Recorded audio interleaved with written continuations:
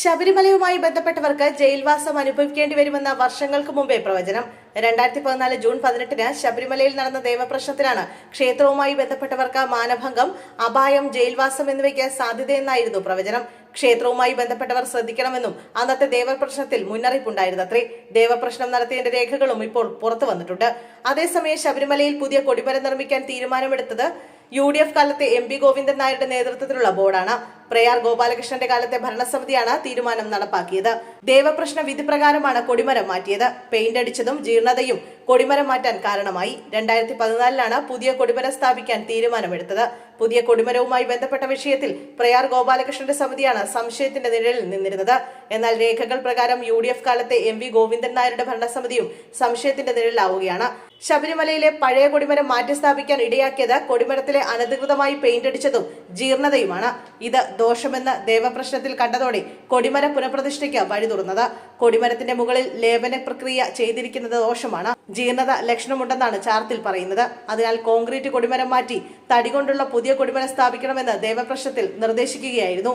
ചെറുവള്ളി നാരായണൻ നമ്പൂതിരി, കൂറ്റനാട് രാവുണ്ണിപ്പണിക്കർ, തൃക്കുന്നപ്പുഴ ഉദയകുമാർ എന്നിവരുടെ നേതൃത്വത്തിലായിരുന്നു ദേവപ്രശ്നം നടന്നത് 2014 ജൂൺ 18-ലാണ്. UDF സർക്കാർ നിയോഗിച്ച MP ഗോവിന്ദൻ നായർ പ്രസിഡന്റായുള്ള ബോർഡായിരുന്നു ആ സമയം.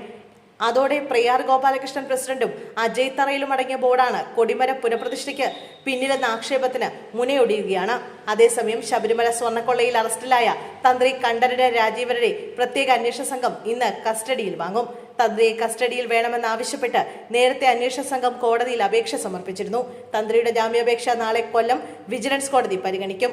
അറസ്റ്റിലായി 90 ദിവസം കഴിഞ്ഞത് ചൂണ്ടിക്കാട്ടി മുരാരി ബാബു സമർപ്പിച്ച ജാമ്യ ഹർജികളും വിജിലൻസ് കോടതിയുടെ പരിഗണനയിലുണ്ട്. ഇരു കേസുകളിലും ജാമ്യം ലഭിച്ചാൽ മുരാരി ബാബു ജയിൽ മോചിതനാകും. ഇത് SITക്ക് വീണ്ടും തിരിച്ചടിയാണ്.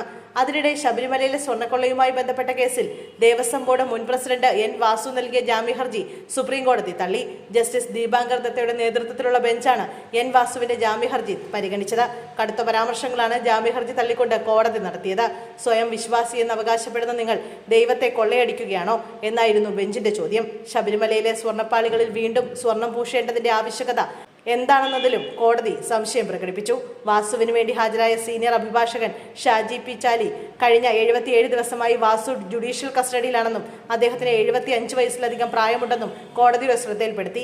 വാസു ദേവസ്വം കമ്മീഷണറായിരുന്നുവെന്നും തിരുവാഭരണം കമ്മീഷണർ അല്ലായിരുന്നുവെന്നും ചൂണ്ടിക്കാട്ടിയ അഭിഭാഷകൻ ശബരിമലയിലെ സ്വർണം പൂശൽ നടപടികളുമായി അദ്ദേഹത്തിന് നേരിട്ട് ബന്ധമില്ലെന്നും വാദിച്ചു. അഡ്വക്കേറ്റ് ആൻ മാത്യുവും വാസുവിനു വേണ്ടി ഹാജരായി.